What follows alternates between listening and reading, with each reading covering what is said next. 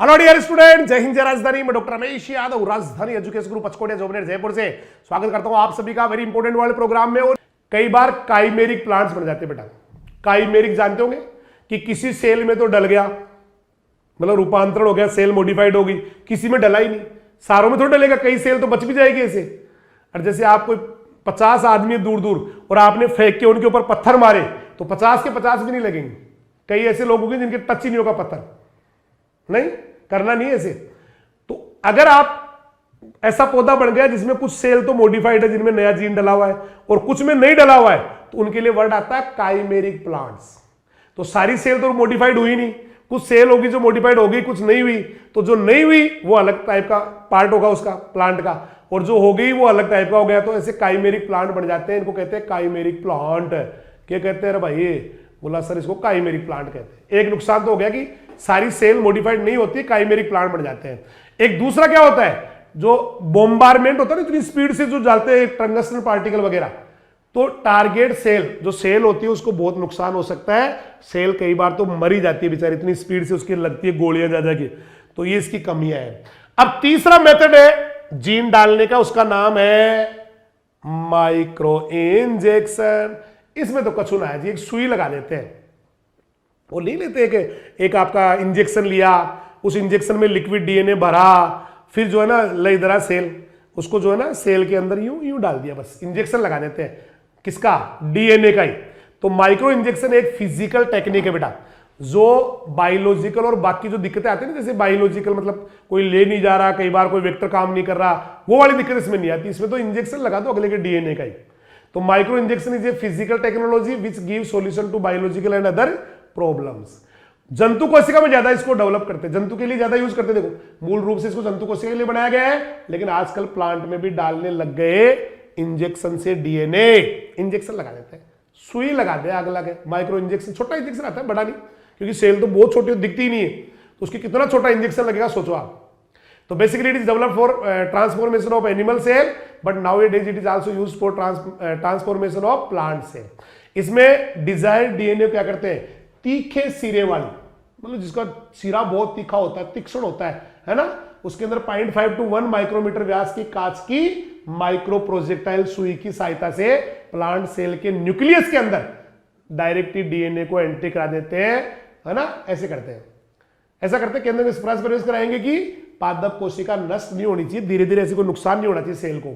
तो in this method the desired DNA is introduced into the nucleus. Nucleus में होता है डायरेक्ट डीएनए, तो न्यूक्लियस में डालना ना पड़ेगा के of the plant cell with the help of a sharp tipped glass micro projectile needle। सुई से डाल देते हैं। 0.5 to 1 माइक्रोमीटर इसका डायमीटर होता है। इस तरह से डालते हैं कि प्लांट सेल को नुकसान नहीं होना चाहिए।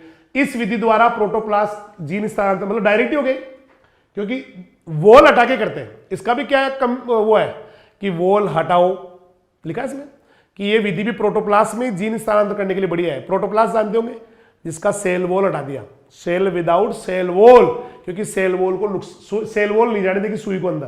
तो generally gene transformation only in protoplast is done by this method because cell wall creates obstacle. तो सेल वॉल को हटा के सुई लगा दो, यूं मान लो एक तरह से। ये सघन कोशिका द्रव वाली कोशिकाओं में बढ़िया रहती है, जिनका डेंस है ना साइटोप्लाज्म गाढ़ा है, उनमें भी सुई लग जाती है। और इस विधि से वो कई कोशिकाओं को मॉडिफाइड किया गया है ना, रूपांतरण आसन। जैसे कोई वेजिटेटिव एम्ब्रियो है, एसेक्सुअल एम्ब्रियो है, कोई पराग भ्रूण है, बोले तो पोलन एम्ब्रियो है, या फिर जाइगोट एम्ब्रियो है। इन सेल में है ना, कायिक भ्रूण में, पराग भ्रूण में, जाइगोटी भ्रूण, इन कोशिकाओं को बहुत आसानी से कर सकते। देखो ये यहां पर क्या किया, एक पिपेट ले ली, इस पिपेट में वैक्यूम क्रिएट कर दिया, मतलब अंदर से खींचते ना पकड़ यूं जैसे खींचते, कोई ढक्कन खींचते तो चिपक जाता जीभ से, ऐसे इधर से हवा को बाहर खींच दिया। तो खींचने से क्या हुआ, इस पिपेट से ये चिपक गई है सेल। जैसे फूंक मारोगे तो दूर भग जाएगी, लेकिन आप इधर से हवा को खींचोगे तो चिपक जाएगी, इसलिए इसको बोलते हैं होल्डिंग पिपेट। फिर ये देखो इंजेक्शन सुई है नहीं, इसमें डीएनए भर के और न्यूक्लियस में सीधा डायरेक्ट लगा दिया, डीएनए का लिक्विड फॉर्म में इंजेक्शन लगा दिया। कितनी इजी मेथड है। एग्जाम में इनके भी डायग्राम आ सकते हैं, डायग्राम इनके भी बनाने बेटा, सबके सब। वो पहले वाली गन का भी बनाना है, इसका भी बनाना है, इनकी प्रैक्टिस करके जानी है। ठीक है, कोई सा भी आ सकता है, कोई सी मेथड भी आ सकती है, कोई सा डायग्राम भी आ सकता है।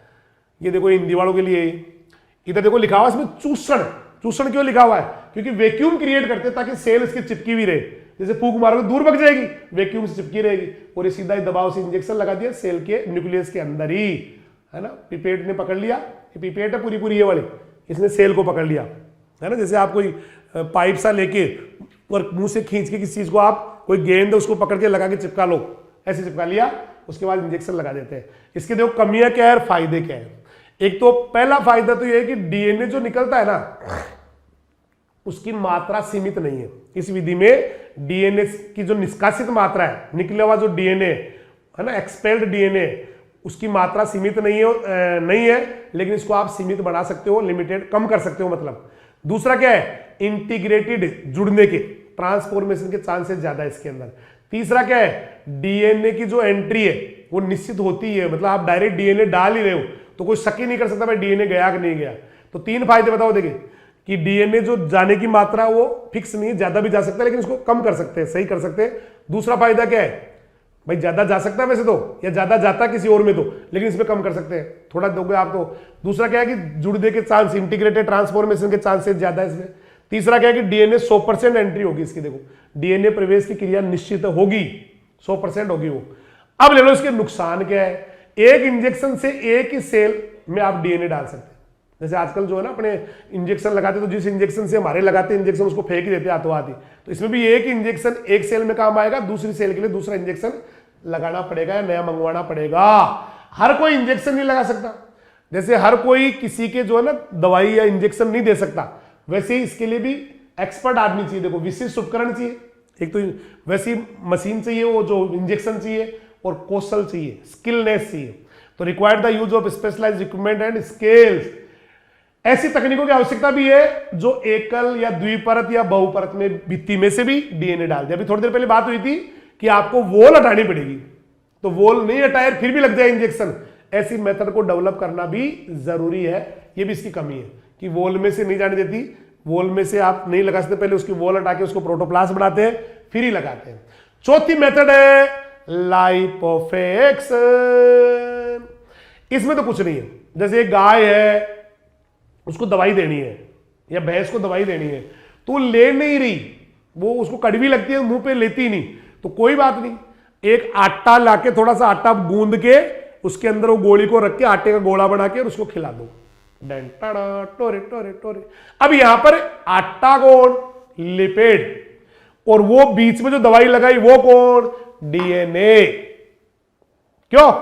तो लाइपोफिकेशन पहले तो इसने किसने डेवलप किया लाइपोफिकेशन मेथड को, बोंगेहम, बिंघम, बोंगेहम। 12th में क्या दे रखा है देखो, बोंगेहम ही होगा शायद,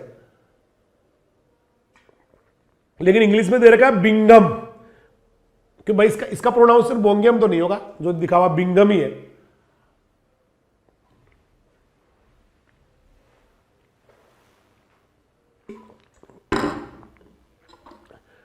तो लाइपोफिकेशन मेथड किसने दिया, बिंगम या बोंगे हमने दिया, बिंगम या बोंगम।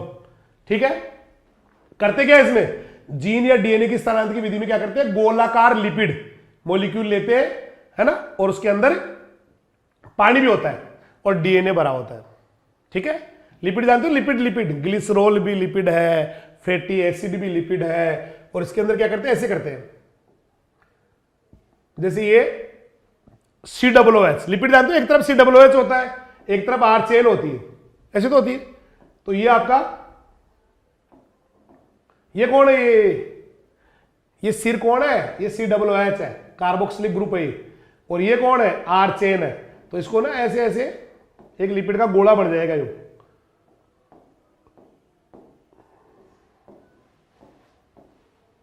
और बीच में इसके आ जाएगा डीएनए। बीच में कौन आ जाएगा यार, जो डीएनए आपको डालना है, जो जीन डालना है वो आ जाएगा। तो ये पूरा पूरा क्या, इसको क्या बोलते हैं, इसको पूरे पूरे को लिपोसोम कहते हैं। अब क्या बन गया बेटा, ये लिपोसोम बन गया, ये पूरा पूरा गोला क्या बन गया, लिपोसोम, लिपोसोम बन गया। थोड़ा पानी भी रहता अंदर इसके, ये लिपोसोम बन गया। समझ में आई बात, ये कौन है सर, COOH, और ये कौन है जो अपने से बढ़ाते हैं सर, R चेन, और ये दोनों मिला क्या कहलाएंगे सर, लिपिड। लिपिड तो है, तो इसके अंदर ये डाल दिया। अब ऐसा क्यों करते हैं? डायरेक्ट डीएनए, तो डायरेक्ट डीएनए तो सेल नहीं लेगी, डायरेक्ट डीएनए तो सेल नहीं लेगी। क्यों? क्योंकि वो इसकी जो मेम्ब्रेन होती है ना वो सेमी परमेबल होती है, वो मर्जी आए उसको जाने देती है, मर्जी आए उसको नहीं जाने देती है। तो फिर सर इसको कैसे ले लेगी? इसको तो ले लेगी, लिपिड तो लेती हूं, लिपिड तो अंदर जा सकते हैं, लिपिड तो वॉल में से, वो सेल मेम्ब्रेन, वॉल की तो बात ही नहीं है, मेम्ब्रेन में से होके जा सकते हैं लिपिड तो, क्योंकि खुद ही लिपिड की बनी हुई है। अब लिपिड में आपने अंदर क्या डाल के भेजा है? ये तो एक तरह से बेवकूफ बनाना है सेल को, आप तस्करी कर रहे हो एक तरह से, जैसे तस्करी करते हैं ना भाई, बाहर की तरफ तो तरबूज है और सारा तरबूज के बीचों बीच जो है ना कोकीन भरी हुई है, हेरोइन भरी हुई है, या है ना भांग भरी हुई है। तो इस तरह से बेवकूफ बनाया जाता है कि इसको जो है ना ऐसे इस तरह से इसके अंदर डीएनए डाला, बाहर लिपिड का जो है ना ऊपर लेयर चढ़ा दिया आटे की तरह, और उसको सेल मेम्ब्रेन के पास में रख दिया। सेल मेम्ब्रेन क्या करेगी?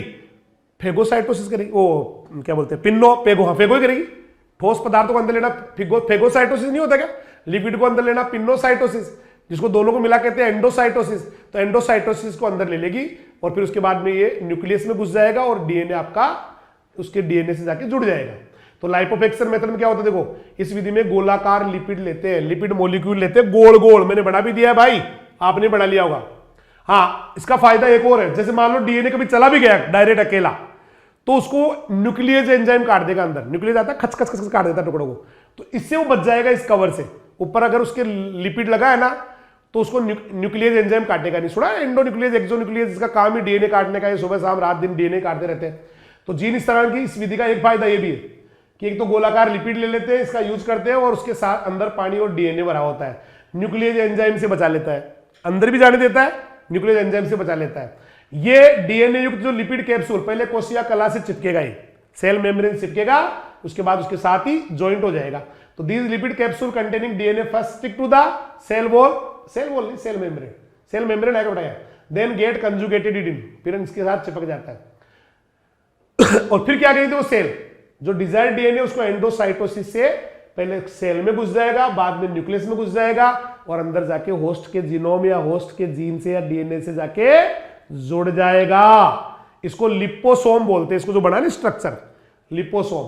तो लिपोसोम मेडिएटेड जीन ट्रांसफर है, लिपोसोम मेडिएटेड जीन ट्रांसफर है, लिपोसोम के द्वारा जीन ट्रांसफर हो रहा है, और जीवाणु और पादप कोशिकाओं में ऐसे करते रहते।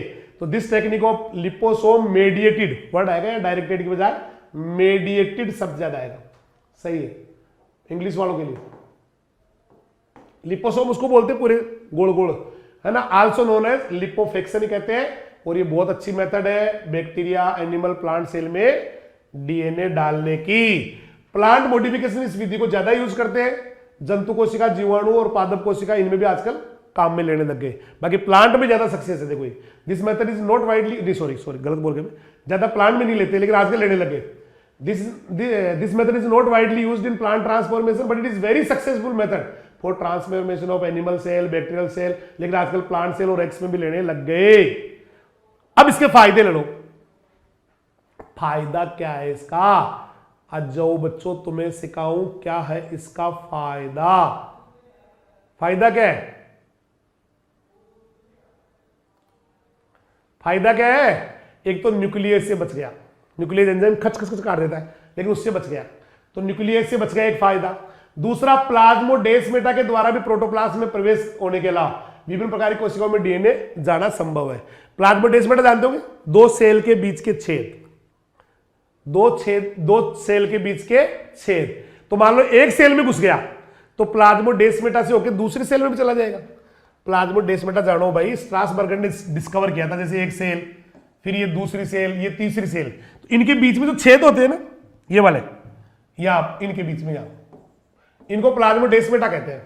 तो अगर आपने एक सेल में डाल दिया तो प्लाज्मोडेस्माटा से दूसरी में भी जा सकता है, ये भी फायदा है इसका। तीसरा क्या है? स्मॉल सेल ऑर्गेनेली भी डाल सकते हैं आप ऐसा करके। जैसे मान लो माइटोकॉन्ड्रिया डालना किसी सेल में, तो वही लिपिड के अंदर माइटोकॉन्ड्रिया डाल के अंदर उसके साथ चिपका दिया, अंदर माइटोकॉन्ड्रिया घुस गया। तो एंट्री ऑफ द, लिखा है इसमें देखो, स्मॉल सेल ऑर्गेनेली भी डाल सकते हैं। Entry of the complete small cell organelle is also possible by this method. कमियां क्या है? वही काइमेरिक प्लांट बन सकते हैं। What is chimeric plants? जिसमें दो तरह के या अलग अलग टाइप के, तो लिखा है इस विधि से काइमेरिक पौधे बन सकते हैं जिनमें पौधे केवल कुछ भाग ही मॉडिफाइड हुआ, कुछ सेल मॉडिफाइड हुई, कुछ नहीं हुई। एक धीमी भी है, महंगी भी है, और इसके लिए ना हाईली स्किलनेस भी चाहिए। अब आ गया आपका, ये तो डायरेक्ट वाली पूरी मेथड हो गई। मुझे लगता है मैं बहुत कोशिश करके मतलब आपको ना अच्छे से समझाने में कामयाब रहा हूं, और आप अच्छे बच्चे हैं, आपको ये सारी की सारी समझ में आ गई होगी। अब लेते हैं हम किसी न किसी वाहक से। वाहक में जैसे एग्रोबैक्टीरियम का टीआई प्लाज्मिड या एग्रोबैक्टीरियम राइजोजीनस का आरआई प्लाज्मिड, ये लेते हैं। तो अब लोग जो ना वेक्टर के साथ डीएनए को जोड़ के उससे डालेंगे, अब की बार डायरेक्ट नहीं डालेंगे। तो पौधों में जीन स्थानांतरण के लिए दो प्रकार के वेक्टर यूज करते हैं। कौन सा आगे मेथड देखो, वेक्टर मेडिकेटेड नहीं आता, मेडिएटेड और इनडायरेक्ट ट्रांसफॉर्मेशन। इसमें दो लेते हैं, एक तो एग्रोबैक्टीरियम का टीआई प्लाज्मिड और आरआई प्लाज्मिड, ये लेते हैं। आरआई किसका है, एग्रोबैक्टीरियम राइजोजीनस का, और टीआई किसका है, एग्रोबैक्टीरियम ट्यूमिफेसियंस का है। अभी दिखाएंगे आपको आगे। इस तरह से लेते हैं। एक वायरस लेते हैं, वायरस भी क्या होते हैं, उनके पास भी डीएनए आरएनए होते हैं, तो उनसे भी जो है ना, उनके साथ जोड़ के भी वायरस से भी इंफेक्शन करवा सकते हैं। तो दो तरीके से करने वाले हम लोग, एक एग्रोबैक्टीरियम के साथ जोड़ के उससे डलवाने वाले, और दूसरे कुछ वायरस काम में लेंगे, जैसे cauliflower mosaic virus, gemini virus, TMV या टोबैको मोजेक वायरस। लेकिन इनका स्थायी जीन स्थानांतरण नहीं होता इनसे। पहले हम लोग चलते हैं एग्रोबैक्टीरियम अंकल के पास। किसके पास चलते हैं, एग्रोबैक्टीरियम अंकल के पास। एग्रोबैक्टीरियम का आपकी बुक में बहुत दिया हुआ है, एग्रोबैक्टीरियम के बारे में ना बहुत सारी बातें की गई है।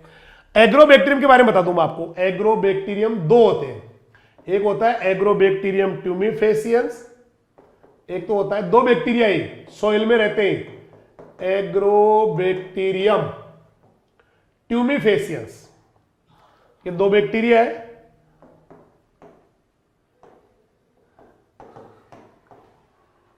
ठीक है, एक होता है एग्रोबैक्टीरियम राइजोजीनस,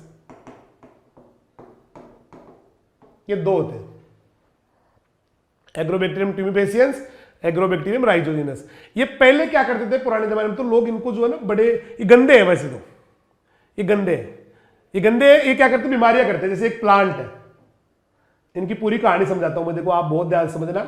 ये आपकी मिट्टी है, ये जमीन में रहते हैं, मान लो एक एग्रोबैक्टीरियम यहां रह रहा है, एग्रोबैक्टीरियम ट्यूमिफेसियंस है ये। अब कभी मान लो इस प्लांट के घाव हो गया, भगवान न करे कभी किसी के घाव हो जाए, लेकिन मान लेते हैं इसके यहां पर घाव हो गया। अब घाव हो गया तो जैसे चोट लग गई, घाव हो गया तो पता क्या होता है, घाव में से कुछ फिनोलिक कंपाउंड निकलते हैं, फिनोलिक यौगिक, जैसे एसिटोसिरोंगोन, फ्लेवोनॉइड्स, ऐसे निकलते हैं। इस फिनोलिक कंपाउंड जैसे एसिटोसिरोंगोन है ना, एसिटोसिरोंगोन, इसकी खुशबू से इसको पता लग जाता है कि कोई घाव हो गया, तो ये यहां से निकलता है। फिर पता लगती है तो बस ये निकल पड़ता है, बोला चलते भैया अपना धंधा आ गया रे, तो यहां से निकल के इस घाव पे आ जाता है, जुड़ जाता है यहां पे।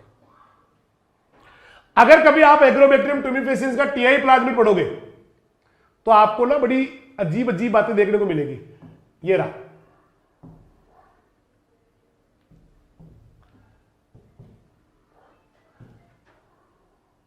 ये टीआई प्लाज्मिड है। इस टीआई प्लाज्मिड, ये एग्रोबैक्टीरियम ट्यूमिफेसियंस का प्लाज्मिड है, एक्स्ट्रा क्रोमोसोमल डीएनए, मैंने दिखाया था सुबह आपको, ऐसे है। तो इसके अंदर देखो यहां पर लिखा हुआ है ऑक्सीन, इसका मतलब ये ऑक्सीन बनाने वाला जीन है, ऑक्सीन बनाने वाला जीन है। यहां पर लिखा हुआ है साइटोकाइनिन, यानी कि साइटोकाइनिन बनाने वाला जीन है। तो एक ये क्या करता है, ये वाला जो टीडीएनए पार्ट है ना बेटा, इसको उस घाव वाली आसपास की सेल्स में डाल देता है, इस घाव के पास वाले सेल में डाल देता है। किसको, ऑक्सीन बनाने, टीडीएनए पूरा पार्ट ही गया, चाहे वो ऑक्सीन बनाने वाला पार्ट हो, चाहे साइटोकाइनिन बनाने वाला पार्ट हो। देखो ये पूरा इसका एक टुकड़ा टूट के यहां से और उस घाव की सेल में सब में डाल देता है, क्योंकि इसको ये माल चाहिए, इसको अपना फूड चाहिए, खाना चाहिए, इसको कोई मतलब नहीं अगले का कितना नुकसान हो रहा है, कितना बर्बाद हो रहा है, लेकिन इसको तो ये क्या करता है, इसको ये बनाना है, ओपाइन बनवाना है, बस इसका फूड है ओपाइन। तो ओपाइन बनवाने के चक्कर में ये क्या करता है, अपना खुद का इतना पार्ट उसके अंदर डालता है, और इस ओपाइन बनाने वाला जीन चला गया तो प्लांट सेल क्या करेगी, ओपाइन बनाएगी, फिर ये ओपाइन को फूड के रूप में ले लेता है। ये इसका धंधा है, हालांकि गंदा है लेकिन धंधा है। लेकिन इस चक्कर में तो क्या हो गया, उस सेल के अंदर ये और चले गए ऑक्सीन और साइटोकाइनिन बनाने वाले जीन, ओपाइन बनाने वाला जीन गया, हमें कोई तकलीफ नहीं है, उसने ओपाइन बना के लिया, हमें उससे कोई तकलीफ नहीं है। लेकिन साला हमारे प्लांट की सेल में ऑक्सीजन और साइटोकाइनिन के जीन भी डाल दिए। अब ऑक्सीजन साइटोकाइनिन पहले से प्लांट सेल में बनते रहते हैं और ये जीन और चले गए तो ऑक्सीजन साइटोकाइनिन ना बहुत ज्यादा बढ़ने लग गए। और ऑक्सीजन साइटोकाइनिन दोनों का काम है सेल डिवीजन करना, कोशिका विभाजन करना। और सेल, उस प्लांट की सेल ना बहुत स्पीड से ना डिवाइड होना शुरू हो गई। अरे भैया तेरे को ओपाइन बनाना उससे मुझे कोई मतलब नहीं है, तेरे को ओपाइन बनाना उससे मुझे कोई मतलब नहीं है, लेकिन मेरी सेल में तूने ऑक्सीजन और साइटोकाइनिन डाल के, मेरी सेल में तूने ऑक्सीजन और साइटोकाइनिन डाल के नाश कर दिया, ये बढ़ा दिया, वहां पर सेल डिवीजन होके गांठें बढ़ा दी तूने, इससे मुझे बड़ी तकलीफ हुई है भाई। तू चाहे तेरा है ना ओपाइन बनवा, चाहे कुछ भी बनवा, लेकिन साले मेरे पौधे में गांठें कैसे बढ़ा देगा भाई, है ये कैसे कर देगा? तो ये ऐसी गांठें बना देता है, इसको बोलते हैं क्राउन गोल डिजीज। क्या बोलते हैं? क्राउन गोल मीन्स गांठ ही होती है, क्राउन गोल डिजीज। तो एग्रोबैक्टीरियम ट्यूमिफेसियंस क्या करता था, कोई जमाने में अपना साइटोकाइनिन और ऑक्सीजन बनाने वाला जीन डाल के और उसकी सेल को डिवाइड कर करके बहुत सारे सेल का गुच्छा सा बढ़ गया, है ना, उस गुच्छे को गांठ बोलते हैं। ऐसे वो दूसरा है ना एग्रोबैक्टीरियम राइजोजीनस, एग्रोबैक्टीरियम राइजोजीनस, वो ऐसे सेम कहानी है, लेकिन वो गांठें नहीं बनाता, वो जड़ों के अंदर बाल ही बाल कर देता है ना, हेरी रूट कर देता है। देखो उसका धंधा ये है, एग्रोबैक्टीरियम राइजोजीनस तो हेरी डिजीज करता है, हेरी रूट डिजीज, यानी कि बाल ही बाल से बढ़ा देता है। और वो दूसरे वाला था ना अभी एग्रोबैक्टीरियम ट्यूमिफेसियंस, वो क्राउन गोल डिजीज करता है, क्राउन गोल क्राउन गोल क्राउन गोल क्राउन गोल क्राउन गोल। समझ में आया? आपकी किताब में सब दे रखे हैं, हिंदी में इनको ऐसे अरबूदर पिट्टिकार पता नहीं क्या क्या बोलते हैं, है ना, ऐसे बोलते हैं, लेकिन इंग्लिश के वर्ड ये है, इंग्लिश में लिखना अपने को। ठीक है भाई, अब मैं आपको इसकी डिटेल कहानी बता देता हूं, क्या कहानी करता है ये, क्या कांड करता है।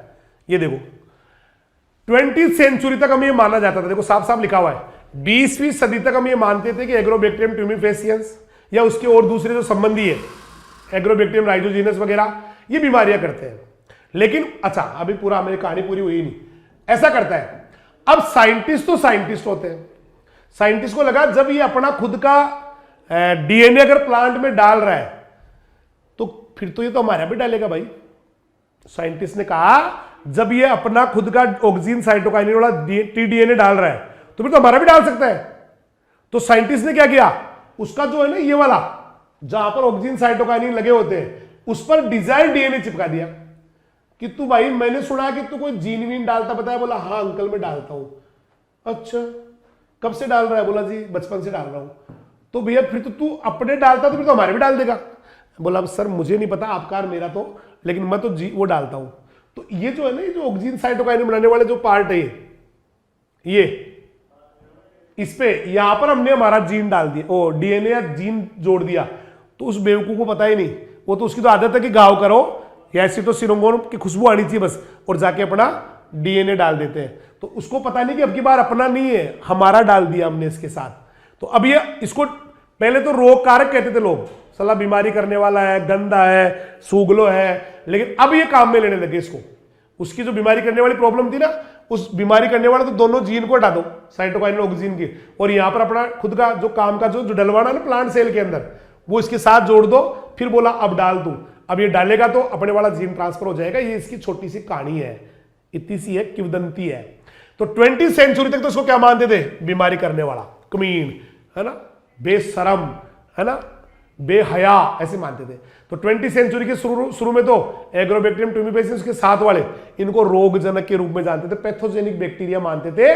लेकिन पिछले 3 दशकों में, पिछले 30-40 साल में ये डीएनए स्थानांतरण की विधियों का पता लगने के बाद इसको जेनेटिक इंजीनियरिंग में यूज करने लग गए। समझ में आ गया? हिंदी और इंग्लिश मीडियम सेम ये बेटा। जब भी पौधे के घाव होता है, देखो जब भी पौधे के घाव होता फिनोलिक कंपाउंड निकलते हैं, लिग्निन निकलता, फ्लेवोनॉइड्स निकलता, एसिटोसिरोंगोन निकलता है। इससे एग्रोबैक्टीरियम ट्यूमिफेसियंस की ओर अट्रैक्ट हो जाता है। पौधों में एग्रोबैक्टीरियम ट्यूमिफेसियंस के इन्फेक्शन से क्या होता है, देखो क्राउन गोल डिजीज, हिंदी में कुछ लिखा मूल पिट्टी का रोग, ऐसा कुछ लिखा होगा, देख लेना, है ना, क्राउन गोल डिजीज। और वो कौन सा करता है? एग्रोबैक्टीरियम राइजोजेनस क्या करता है? हेरिरोटडेजिस, हेरिरोटडेजिस। ये ऐसा क्यों होता है? ये जीन जो है ना, जब जीन ट्रांसफर करता है तो टीआई प्लाज्मिड जो पूरा है ना गोल गोल प्लाज्मिड, उसका टीडीएनए चला जाता है अंदर। इससे होता है ऐसे। मिट्टी में पाए जाते हैं ये बैक्टीरिया। कहां रहता है? मिट्टी में। बताया था मैंने आपको। ग्राम नेगेटिव होता है। ग्राम नेगेटिव जानते हो? मोटे वेते पॉजिटिवा की या सिंगल लेयर पॉजिटिवा की, ऐसे पढ़ा कभी? ग्राम पॉजिटिव और ग्राम नेगेटिव दो होते हैं, है ना? तो ये ग्राम नेगेटिव बीमारी करने वाला। वैसे तो डाइकोट में इन्फेक्शन करता है। डाइकोट मतलब द्विबीजपत्री में इन्फेक्शन करता है और टीआई प्लाज्मिड डालता अंदर रखता है ये। अब ये बैक्टीरिया क्या करता है? जैसे अंदर उसने टीडीएनए डाला ना टीआई प्लाज्मिड का, तो अनकंट्रोल्ड सेल डिवीजन हो जाएगा, अनियंत्रित कोशिका विभाजन करता। क्यों? लिखा हुआ देखो, पौधों में ऑक्सीजन और साइटोकाइनिन बनाने वाले जीन पहले से होते हैं, लेकिन जब एग्रोबैक्टीरियम ट्यूमिफेसिएंस ने अपना डीएनए अंदर डाला, टीडीएनए डाला, 23 केबी का होता है टीडीएनए, तो ऑक्सीजन साइटोकाइनिन बनाने वाले जीन वहां पर, ये भी इंपॉर्टेंट है, 23 केबी का होता है टीडीएनए, नहीं हाँ टीडीएनए 23 केबी का होता, सही। तो उसके अंदर ऑक्सीजन और साइटोकाइनिन बनाने वाले जीन अंदर चले गए, और अंदर जाने से क्या हुआ? गांठें बढ़ गई, सेल डिवीजन बहुत फास्ट हो गया, गांठें बढ़ गई, है ना? इसको देखो हिंदी में कहते हैं पिट्टी का, ऐसा कुछ बोलते हैं, अर्बुद, अंग्रेजी में कहते हैं क्राउन गोल्ड डिजीज, ऐसे हो गया। किरीट पिट्टी का भी बोलते हैं लोग, समझ में आ गया? अब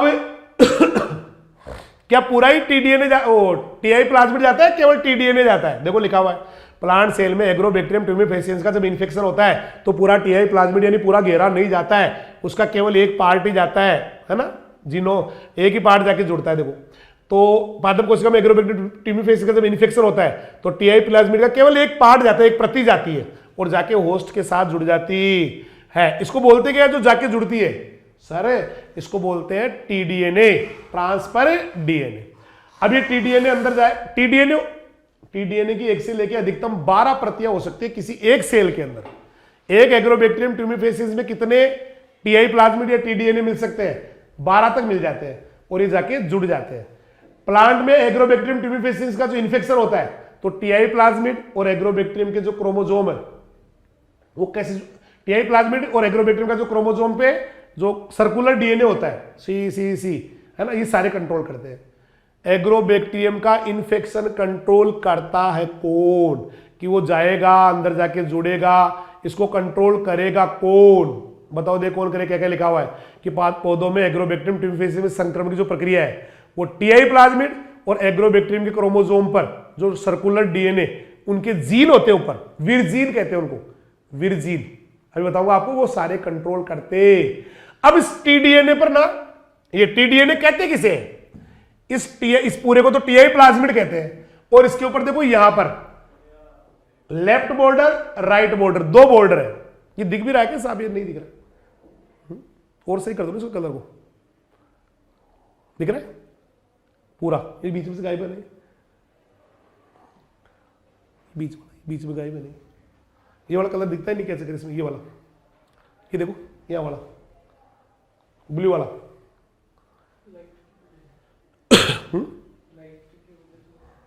कर दो सही, फिर नहीं दिखेगा बेटा। यहां पर जो है ना पूरा, ये आपकी बुक में भी है, ये दोनों बॉर्डर के बीच में देखो राइट बॉर्डर, एक्चुअली क्या होता है, ये दो बेस पेयर सीक्वेंस होती है, 23 से 25 नाइट्रोजनस बेस की रिपीटेड सीक्वेंस होती है, सेम होती है दोनों साइड में, है ना? दोनों साइड में ये इधर जो आई ना सीक्वेंस वो इधर आती है, तो इसको बोलते हैं लेफ्ट बॉर्डर, इसको बोलते हैं राइट बॉर्डर, ठीक है? दो बॉर्डर है, तो टीडीएनए के इसके ये टीडीएनए दोनों बॉर्डर के बीच का एरिया ही टीडीएनए है। तो टीडीएनए के दोनों सिरों पे 25 या कई बार 23 से 25 की भी होती है, न्यूक्लियोटाइड का रिपीटेड सीक्वेंस होता है, जिसको टीडीएनए का बाया बॉर्डर और दाया बॉर्डर कहते।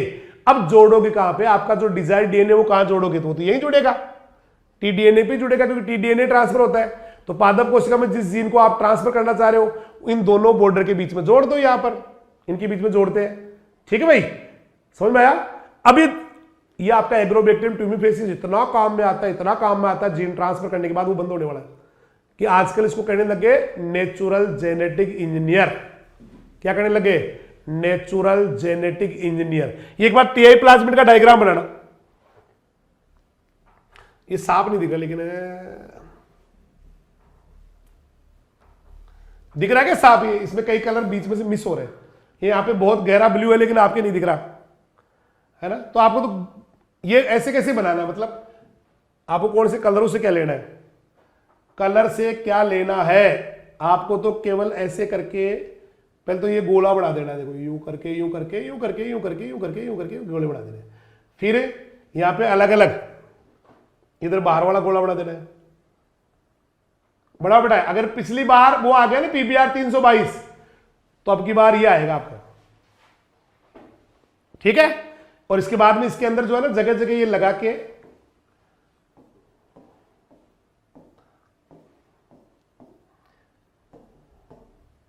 और इनके नाम लिखो। ये तो है, यहां पर होता है ओपाइन कैटाबोलिज्म, दिख रहा होगा आपको, ओपाइन कैटाबोलिज्म जीन जो है। ओपाइन की कैटाबोलिज्म मतलब मेटाबोलिज्म, मेटाबोलिज्म का पार्ट होता है, दो पार्ट होते हैं कैटाबोलिज्म के, मेटा और एना। तो ओपाइन कैटाबोलिज्म को कंट्रोल करने वाला जीन है एक। ये इसका हो गया दाया बॉर्डर, राइट बॉर्डर। ये हो गया इसका बाया बॉर्डर या लेफ्ट बॉर्डर। ये हो गया ऑक्सीन बनाने वाला जीन, ऑक्सीन। ये हो गया साइटोकाइनिन बनाने वाला जीन। ये हो गया ओपाइन बनाने वाला जीन, ओपाइन इसका फूड होता है। ये हो गया ओराई, ओरिजिन ऑफ रेप्लिकेशन, उत्पत्ति क्या बोलते हैं इसको, ओरिजिन ऑफ रेप्लिकेशन लिख दो, क्या देंगे, ओरिजिन ऑफ, प्रतिकृति उद्गम क्षेत्र ऐसे बोलते हैं, ओरिजिन ऑफ रेप्लिकेशन, ठीक है। ये हो गए विरजीन या वायरुलेंस क्षेत्र। यहां पे जीन होती है विर ए विर बी, तो विरजीन एरिया भी कह सकते हैं, विरजीन रीजन भी कह सकते हैं, क्षेत्र। ये पूरा बन गया। बनाओ, जल्दी बनाओ।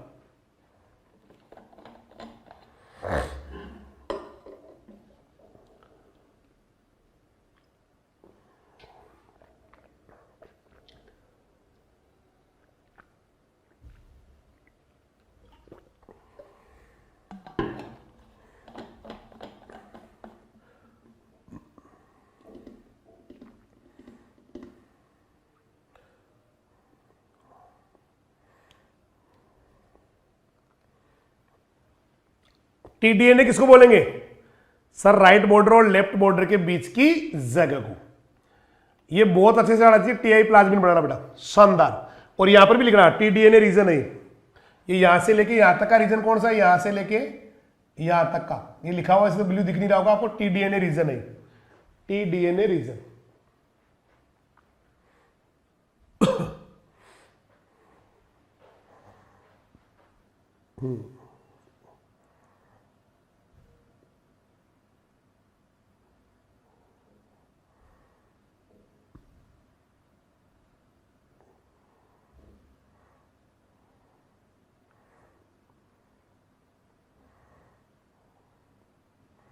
हो गया, बन गया होगा, सिंपल ही है।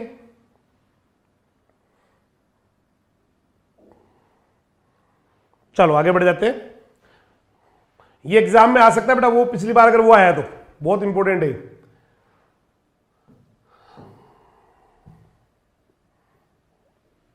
देखो दोनों सिरों पे 25 कारकों का बताई थी मैं, रिपीटेड सीक्वेंस होता है। जिस जीन को आपको जोड़ना है उसको कहां डालोगे? दोनों बॉर्डर के बीच में डाल देंगे। आजकल इसको ज्यादा यूज करने लगे जेनेटिक इंजीनियरिंग में, इसलिए इसका नाम ही क्या निकाल दिया? नेचुरल जेनेटिक इंजीनियर नाम निकाल दिया, है ना। इस जीवाणु के प्लाज्मिड पे जो जीन होते हैं उनमें अमीनो एसिड बनाने के आधार पे ना पता लगा देते हैं कि भाई वो चीज, वो जुड़ा कि नहीं जीन, क्योंकि वो एसिड बना रहा है कि नहीं बना रहा है। जो कोशिकाएं जेनेटिकली मॉडिफाइड हो गई उनमें ओपाइन बनने लग जाता है। ओपाइन बोले तो इसका खुद का फूड है, वो बनने लग जाएगा, इसका मतलब डल गया ये, ठीक है भाई। ये ओपाइन क्या होता है? देखो बैक्टीरियम के स्ट्रेन पे डिपेंड करते हैं। ज्यादातर जो ओपाइन बनते हैं उसका दो मेन बनते हैं, ऑक्टोपिन और नोपालिन। किसके? ट्यूमिफेसियंस के दो। ओपाइन क्या है? ओपिन क्या है? इसका फूड है। तो दो ज्यादा बनते हैं, ऑक्टोपिन और नोपालिन। और राइजोजीनस जो है ना ये वाला ज्यादा बनाता है ओपाइन, एग्रोपिन और मेनोपिन, ये ओपिन या ओपाइन ज्यादा बनाता है। ठीक है, एग्रोबैक्टीरियम ट्यूमिफेसियंस के टीआई प्लाज्मिड से ट्यूमर हो जाता है, वो तो होता है, ट्यूमर ही तो हो रहा है, गांठें तो बन रही है उसके, भाई गांठें तो बन रही है ना, ट्यूमर हो जाता है। ठीक है, अब टीडीएनए को अलग कर लेते हो, कैसे करते हैं पूरा, ये तो पूरा खेल उसका हो गया। अब करते हैं ट्रांसजेनिक प्लांट बनाने हैं, किसी के अंदर जीन डालना है आपको, तो सबसे पहले आप क्या करोगे, ट्यूमर बनाने वाला जो जीन है टीडीएनए, उसको अलग निकाल लो, अलग निकाल के वांछित जीन, डिजायर्ड जीन को उसके साथ जोड़ दो और टीआई प्लाज्मिड को वापस एग्रोबैक्टीरियम में डाल दो। अब इस एग्रोबैक्टीरियम जिसमें हमारा डिजायर्ड जीन जुड़ चुका है, डिजायर्ड डीएनए जुड़ चुका है, उस प्लांट के सेल या उसके टिश्यू के साथ कल्चर कर लो। मतलब एक सॉल्यूशन पड़ा हुआ है, घोल पड़ा हुआ है, इधर प्लांट सेल है, इधर एग्रोबैक्टीरियम है, एग्रोबैक्टीरियम के पास क्या है, वो हमारा जुड़ा हुआ डिजायर्ड जीन है ना, दोनों को साथ साथ रख दो। अब उस प्लांट सेल में वो इन्फेक्शन ऐसे तो करेगा नहीं, क्योंकि उसको तो घाव की खुशबू आनी चाहिए ना, तो उसके लिए क्या करते हैं, घाव खुशबू दिखाने के लिए उस गोल के अंदर, दोबारा समझना, मैं आपको थोड़ा बना के बता दूं, ये आपका जैसे कैसे करते हैं इसको, इन्फेक्शन कैसे करते हैं, ये आपका कोई लिक्विड है, इधर प्लांट सेल है, इधर एग्रोबैक्टीरियम ट्यूमिफेसियंस है। एग्रोबैक्टीरियम ट्यूमिफेसियंस के पास क्या है, आपने जो जोड़ा ना वो वाला, ये वाला प्लाज्मिडर, ये इसका मेन वो है।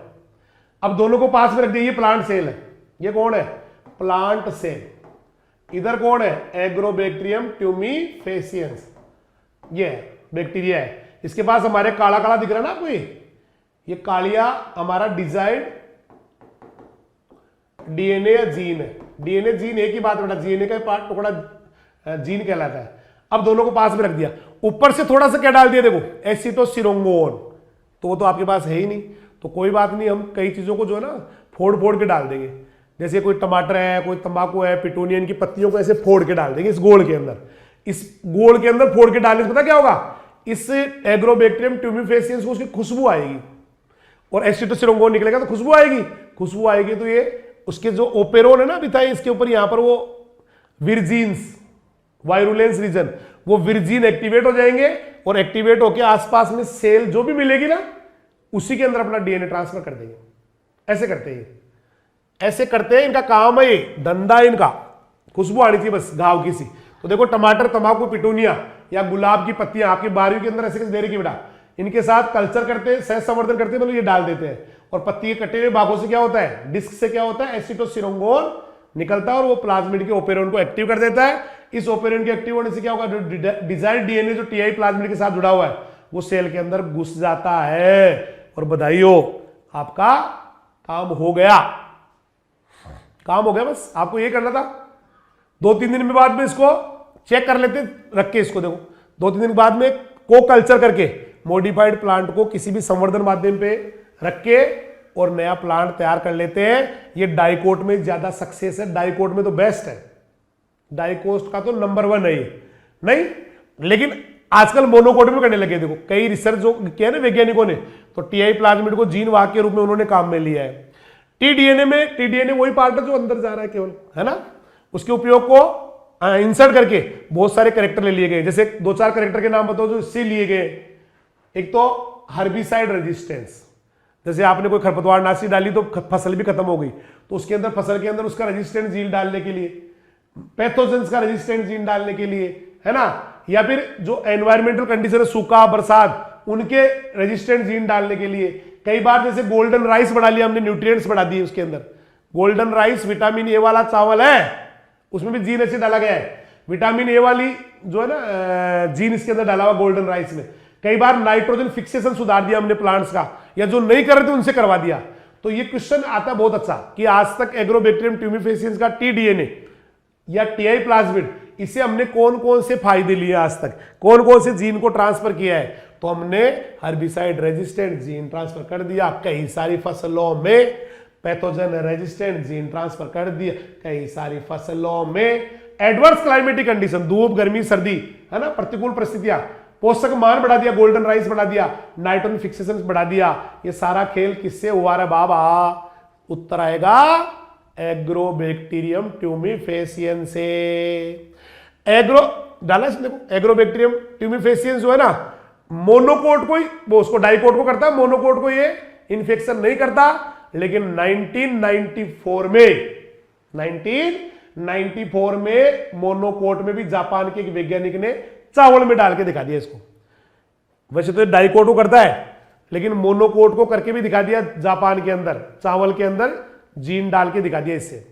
तो एग्रोबैक्टीरियम जीवाणु जो होता है वो नेचुरली तो एक बीजपत्री पौधों को संक्रमित नहीं करता है, डाइकोट को करता है। लेकिन 1994 में जापान के वैज्ञानिक ने चावल में टीआई प्लाज्मिड का रूपांतरण या उससे डाल के दिखा दिया। अब थोड़ा टीआई प्लाज्मिड के बारे में बात करते हैं।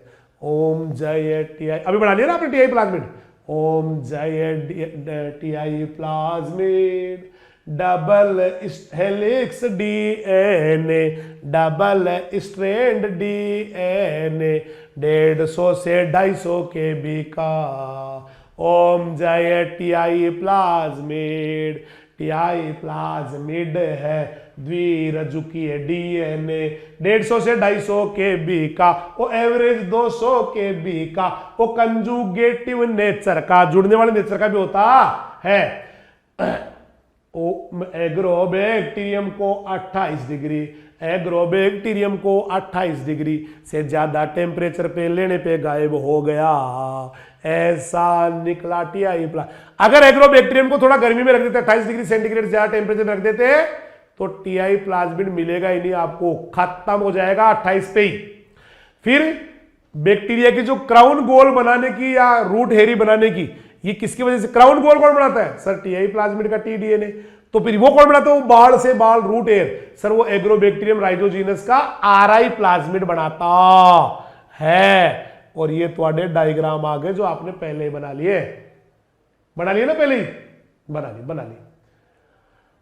ठीक है भाई। अब आपने जो उस टीआई प्लाज्मिड उसके साथ जोड़ दिया ना, वो क्या जोड़ दिया? एक तरफ एक एग्रोबैक्टीरियम ट्यूमिफेसियंस के अंदर साथ जोड़ दिया।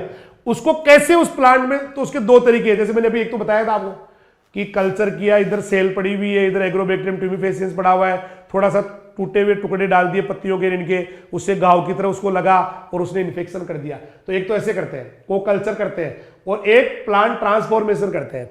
सबसे पहले अपन लेते हैं को कल्चर।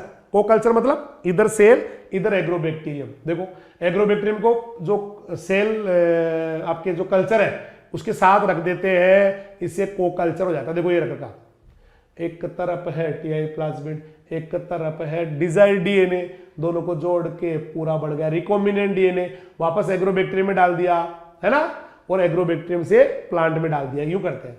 एक तरीका ये कि मॉडिफाइड प्लांट है, उसको प्लांट की सेल को ले लिया और इधर उसके सेल को जो है ना बेटा सेलेक्टिव मीडियम पे रखा, और उसको फिर ये कौन है? काले काले एग्रोबैक्टीरियम है, और जो दूसरे दिख रहे हैं ना आपकी बुक में, देखो ये वो वाली प्लांट सेल है, इनको साथ रख दिया।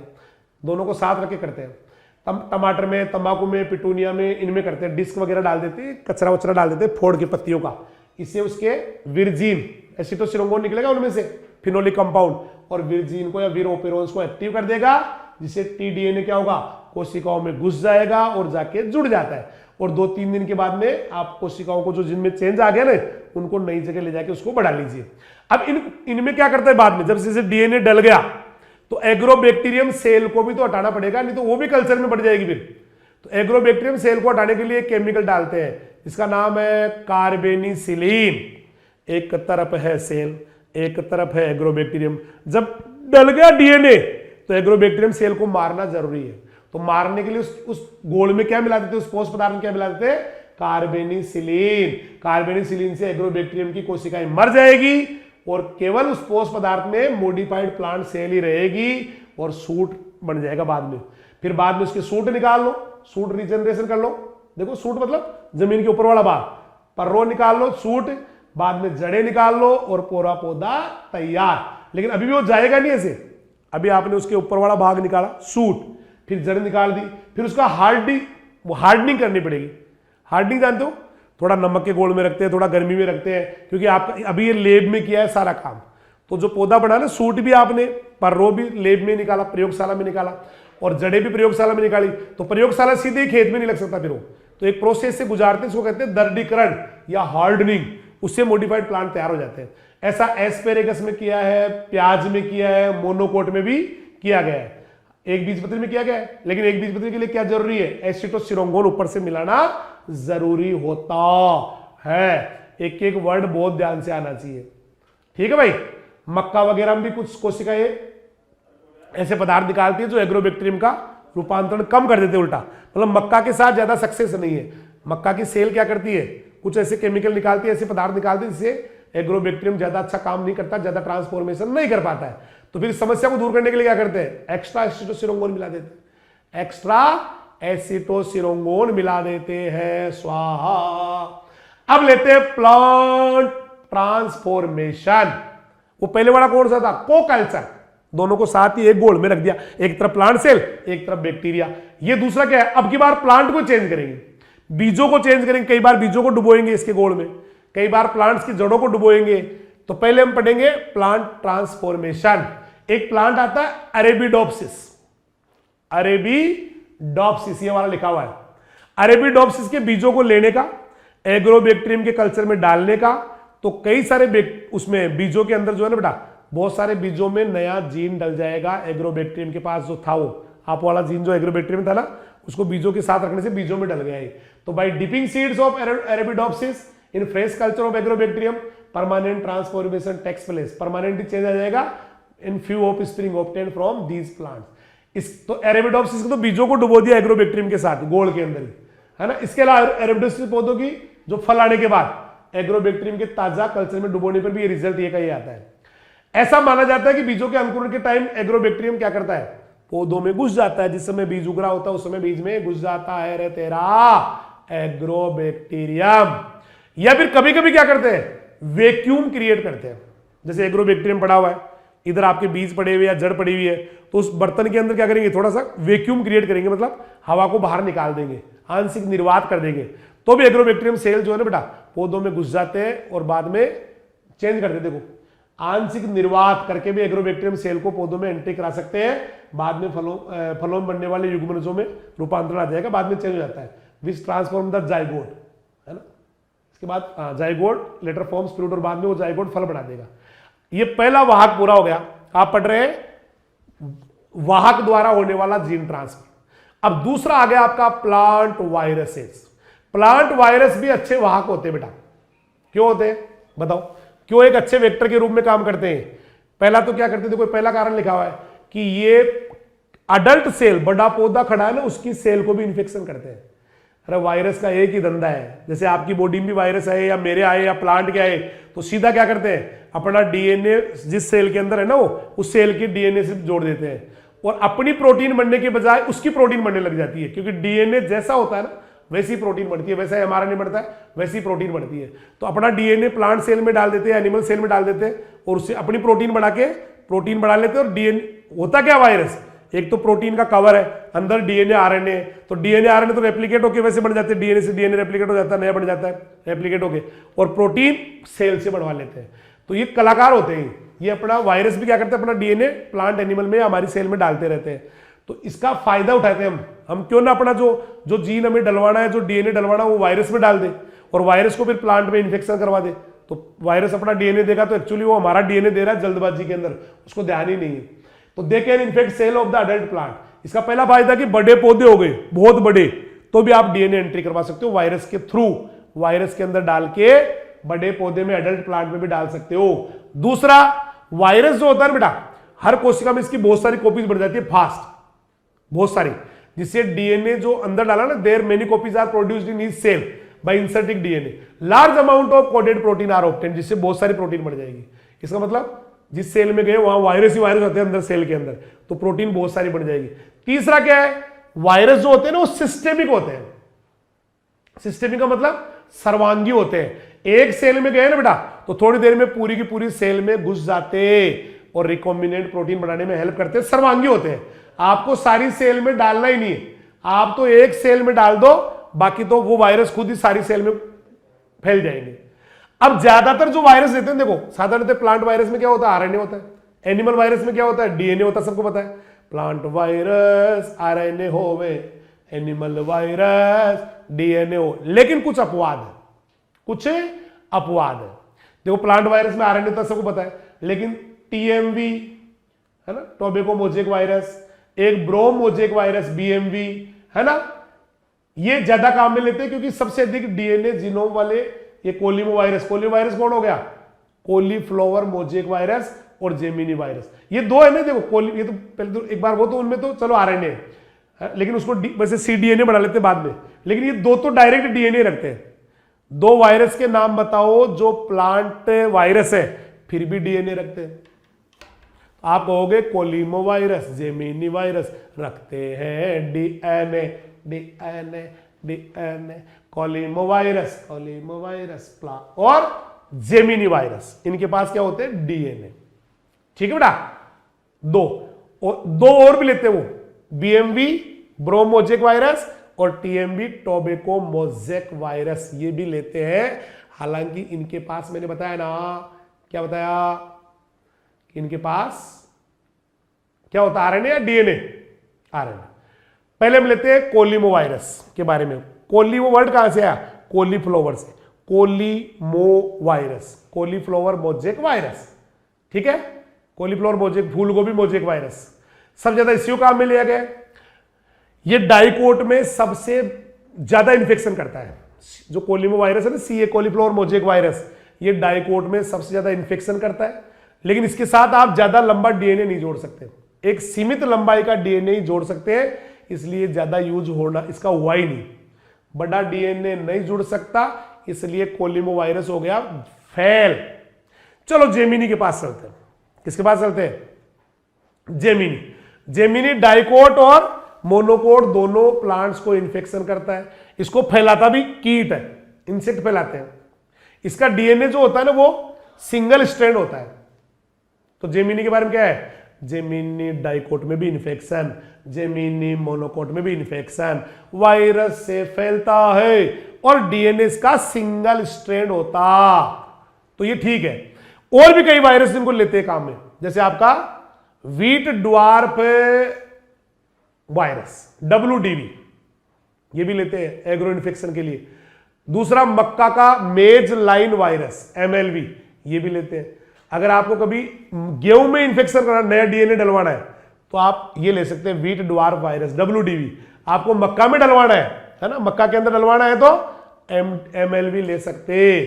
अब आ जाओ TMV, समझ में आ गया ना, तो बहुत इजी है। खानू का कर दो वायरस डीएनए वाला, पहलो तो कॉलीफ्लावर मोजेक वायरस, जिसको शॉर्ट में कोलिमो वायरस कहवे, कानो का कार है कोलिमो वायरस तो इन्फेक्शन डाइकोट प्लांट्स में करता है, लेकिन उसके साथ बड़ा डीएनए नहीं जुड़ सकता है, इसलिए तो फेल हो गया रे।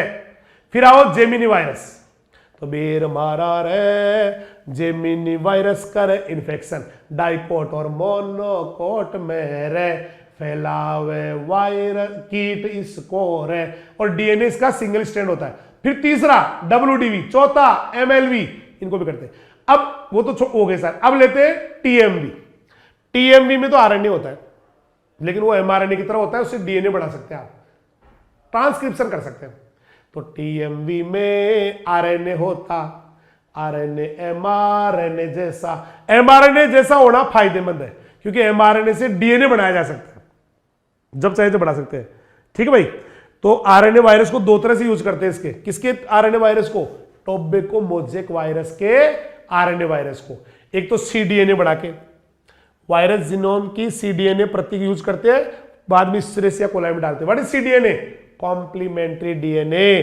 तो या तो आरएनए का यूज हुआ कॉम्प्लीमेंट्री डीएनए बनाने के लिए, हुआ क्या, या फिर क्या हुआ, या फिर जो है ना संक्रमित जो आरएनए उसकी प्रतियों को डायरेक्ट रख देते हैं, है ना। cDNA का पात्र आता है, मतलब पहले तो cDNA बनाया, फिर cDNA को और प्लांट को साथ में रख के इन्फेक्शन करा देते हैं। तो संक्रमित आरएनए की प्रतियों को पुनर्योगज वायरसों के जीनोम में cDNA के पात्र में रख के भी इन्फेक्शन करवा सकते। तो production of copies of infectious RNA for use in plant infection by in vitro transcription of cDNA, है ना। Into genome of recombinant virus. तो पहला तो आपने cDNA बढ़ाया और दूसरा cDNA से प्लांट में इन्फेक्शन कराया। तीसरा आ गया ब्रोमोजेक वायरस। ब्रोमोजेक वायरस ये ग्रेमिनी फैमिली में जो में लगता है, जो में और कईयों में लगता है। ब्रोमोजेक वायरस ग्रेमिनी फैमिली में जो के अंदर बार कईयों में करता है, बारले के अलावा भी करता है। इसके क्वेश्चन आते हैं बेटा, इसके जो जीनोम होता है ना, जीनोम बोले तो क्रोमोजोम एन, उसके 3 सेगमेंट होते हैं। Segment number 1, segment number 2, brome mosaic virus 3 segment, 1 2 3, 3 खंड, 1 2 3, और तीनों होना जरूरी है तभी इन्फेक्शन करता है। ठीक है, सफल इन्फेक्शन के लिए तीनों 1 2 3 तीनों खंड होना जरूरी है। इसका जो तीसरा नंबर का खंड है वो सीपी जीन होता है। सीपी जीन, सीपी जीन कौन सा जीन होता है? CP, CP, CP, IIO, CP, CP. ठीक है, सीपी जीन होता है। और CP gene for successful infection, infection of all, देखो सीपी जीन होता है इसके अंदर। तो successful for successful infection, infection by all 3 section is very essential. तीनों चाहिए। Segment 3 of its genome contain CP gene. ये भी क्वेश्चन आता है कि सीपी जीन कौन से वाले सेगमेंट में होता है? तीसरे वाले खंड में होता है। और डीएनए जुड़ेगा भी कहां पे? सीपी जीन की जगह। ये डीएनए जुड़ने का एकमात्र स्थल है तीसरे खंड, तीसरे में सीपी जीन। इसके 3, एक बीएमवी को देखा तो ऐसा लगा उसमें 3 सेगमेंट है। 3 वाले सेगमेंट पे सीपी जीन है, सीपी जीन पे ही नया जीन जुड़ता है। ओहो, ऐसे करते हैं। अब सीपी जीन में केट जीन जुड़ सकता है। केट जीन को जोड़ते हैं और फिर इन्फेक्शन करवा देते हैं केट जीन से। अब आप कहोगे केट जीन कहां से आ गया? क्या ये बिल्ली जीन है? नो, ये केटलेज नामक एंजाइम की सब यूनिट बनाता है। मतलब केटालेज एंजाइम का एक यूनिट बनाने वाला जीन है, इसलिए इसका नाम ही क्या निकाल दिया? केटालेज बनाने वाला जीन, केट जीन। तो अब दोबारा सुनना, देखो बीएमवी में 3 सेगमेंट, तीसरे पे होता सीपी जीन, सीपी जीन के साथ कौन जोड़ते हैं? Cat gene. What cat gene? Catalase बनाने वाला जीन या केटलेज की एक यूनिट बनाने वाला जीन। अब आगे आर्टिफिशियल क्रोमोसोम। बर्थडे देखो, जो टिपिकल वेक्टर्स है, जो अभी तक जितने वेक्टर पढ़े ना आपने, वायरस, प्लांट्स, एग्रोबैक्टीरियम, पीबीआर 322 है ना, सबके इस्चेरेशिया कोलाई वाले, इनमें ज्यादा बड़ा डीएनए नहीं जुड़ सकता। ज्यादा बड़ा डीएनए इनके साथ नहीं जोड़ सकते।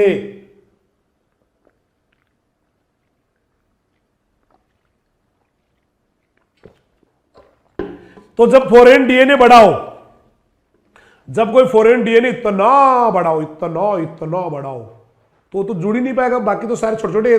तो जो टिपिकल वेक्टर जो अब तक हमने पढ़े वहां, वो सामान्यतः बड़े डीएनए को जोड़ नहीं पाते, उनके साथ बड़ा डीएनए नहीं जोड़ सकते। बहुत मोस्ट क्वेश्चन है। इस समस्या को दूर करने के लिए क्या करते हैं? आर्टिफिशियल क्रोमोसोम बढ़ाए गए। आर्टिफिशियल बढ़ाए हुए आर्टिफिशियल है, लेकिन जैसे इसको आप होस्ट सेल में डालोगे ना, इनके साथ मान लो आपने डिजायर्ड डीएनए जोड़ा आर्टिफिशियल क्रोमोसोम के साथ, और जैसे किसी सेल में डाला तो नेचुरल क्रोमोसोम की तरह काम करते हैं। तो इस समस्या का निवारण करने के लिए दोबारा सुनना, कि प्रारूपिक जो वाहक होते हैं, टिपिकल जो वेक्टर जो अब तक हम पढ़ते आ रहे हैं, वो बड़े डीएनए खंडों को नहीं ले जा सकते या नहीं जोड़ सकते हैं। इससे छुटकारा पाने के लिए कृत्रिम गुणसूत्र बनाए गए। कृत्रिम गुणसूत्र नाम इसलिए रखा गया है क्योंकि जिस सेल में डालोगे फिर उसके बाद में ये पूर्णतया कंप्लीटली एक नॉर्मल क्रोमोसोम की तरह व्यवहार करते हैं। कौन कौन से आर्टिफिशियल क्रोमोसोम है? समझ में आ गया भाई? बड़े बड़े जुड़ते नहीं वेक्टर जो वेक्टर जितने पड़े हैं उनमें छोटे छोटे डीएनए के टुकड़े जुड़ते हैं। कोई बड़ा डीएनए जोड़ना हो तो फिर आर्टिफिशियल क्रोमोसोम बनाने पड़ेंगे आपको। आर्टिफिशियल क्रोमोसोम को जैसे सेल में डालोगे ना, होस्ट सेल में, तो नेचुरल या नॉर्मल उसकी तरह काम करते हैं, क्रोमोसोम की तरह। इनके एग्जाम्पल याद करो, BACS bacterial artificial chromosome, BACS। CS क्यों लगा हुआ है? बहुवचन के लिए, बाकी तो BAC है ये। BAC bacterial artificial chromosome, YAC yeast artificial chromosome, HAC human artificial chromosome, mammalian artificial chromosome. अब ये 12th वाले बुक में देख लेना, जितने 12th वाले में वही याद करना। अभी तो इसमें 12th वाले में शायद 2-3 ही है, सारे ना है भाई 12th में। ये देखो ये सारे कर चुके हैं, बताओ, ये सब कर लिया हमने, ये सब कर लिया बेटा, ये गांठे गूटे बनाना ये सब बढ़ा दिया हमने, सब कर लिए, दमादम कर लिए। ये रहे, ये दो ही आपके, एक तो बीएससी एक वाईएससी, बीएससी वाईएससी दो ही करते हैं, बीएससी और वाईएससी दो ही है, अंडरलाइन कर लेना इनको, बीएससी और वाईएससी लिखना एग्जाम में, बोर्ड एग्जाम में तो ये आता है तो कि भाई साहब जो नॉर्मल टिपिकल वेक्टर है वो तो बड़े उसको जोड़ नहीं पाते, तो बड़े जो है ना, बड़ा अगर आपको जोड़ना है क्या, डिजायर्ड डीएनए या जो ना टारगेट डीएनए या जो सोर्स डीएनए या डिजायर्ड जीन, तो उसके लिए फिर आपको बनाने पड़ेंगे क्रोमोसोम, बना के जब आप उसको जोड़ के डालोगे सेल में तो नॉर्मल क्रोमोसोम की तरह व्यवहार करने लग जाते हैं। और ये दो एग्जाम्पल है बीएससी और वाईएसी। अब आ गया एग्रो इन्फेक्शन क्या होता है, क्या होता है एग्रो इन्फेक्शन, अभी बता देता हूं, बहुत इजी है। एग्रो इन्फेक्शन है, इसमें जो है ना बेटा वायरस, फिर वायरस से वापस बैक्टीरिया एग्रोबैक्टीरियम में डालते हैं, मतलब वायरस फिर वापस एग्रो बैक्टीरियम में इन्फेक्शन करवाते हैं, फिर एग्रोबैक्टीरियम जाके प्लांट्स में इन्फेक्शन करता है, ये है। तो ये आना चाहिए एग्रो इन्फेक्शन भी आपको, एग्रो संक्रमण।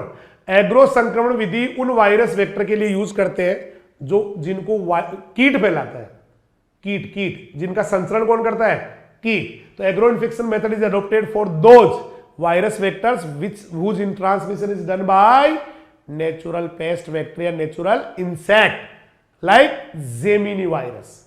जेमिनी वायरस कीट फैलाता जेमिनी वायरस को इंसेक्ट फैलाते हैं। इन वायरसों में पहले क्या करेंगे, पहले वायरस में डीएनए डालेंगे, ठीक है, पहले वायरस में डीएनए डालेंगे, बाद में उस डीएनए जो डाला ना आपने वहां उसको हाँ टीडीएनए खंड में एंट्री कराएंगे, बाद में मतलब पहले वायरस में, फिर वायरस का इन्फेक्शन कराएंगे बैक्टीरिया में, यानी कि पहले वी बाद में बी, वीबी रूट है इसका। वीबी कैसे, पहले तो वायरस में डीएनए, बाद में वायरस का इन्फेक्शन करा के, वायरस किसमें इन्फेक्शन कर सकता है, बैक्टीरिया में, जैसे बैक्टीरियोफेज नहीं करते क्या, बैक्टीरियोफेज। तो पहले तो क्या करते हैं, पहले तो वायरस में डाल दिया, वायरस के साथ डीएनए जोड़ा, फिर वायरस को टीआई प्लाज्मिड में इन्फेक्शन करवा दिया, मतलब एग्रोबैक्टीरियम में डाल दिया। तो after integration of DNA insert into the virus vectors the vector is integrated into the T-DNA, T-DNA तो एग्रोबैक्टीरियम के पास है, तो वायरस से बैक्टीरिया में आएगा, इसको वर्ड लिया जाता है एग्रो इन्फेक्शन। देखो साफ साफ लिखा है, इस टीआई प्लाज्मिड को एग्रोबैक्टीरियम में डाला वापस, पहले तो क्या किया, वायरस से एग्रोबैक्टीरियम में आ गए, इन्फेक्शन करने से वो एग्रोबैक्टीरियम में आ गया, है ना, और ले जाके फिर आपको प्लांट्स के साथ को कल्चर कर दिया। को कल्चर तो हम करते आ रहे हैं ना भाई साहब, इधर प्लांट सेल, इधर आपका बैक्टीरिया एग्रोबैक्टीरियम, और फिर इन्फेक्शन कर दिया, बस हो गया, इतना ही है। कम से कम 2 जेमिनी वायरस को ऐसे स्थानांतरण किया गया, एक तो एमएसवी का पूरा नाम लिखा है इसमें, इस विधि से कम 2 जेमिनी वायरस को स्थानांतरित किया गया आज तक। एक तो एमएसवी को, एमएसवी बोले तो मेज स्ट्रिक वायरस, और एक डब्ल्यूडीवी को व्हीट ड्वार्फ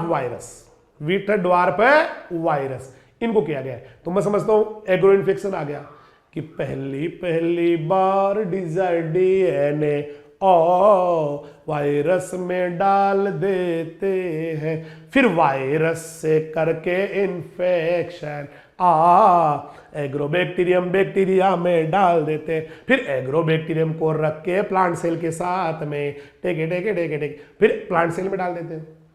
तो वायरस बैक्टीरिया प्लांट सेल, ये वाला रूट कहलाता है एग्रो इन्फेक्शन। अब लेते हैं आज तक कौन कौन से डाइकोट प्लांट है जिनके अंदर जीन डाला गया है बाहर वाला।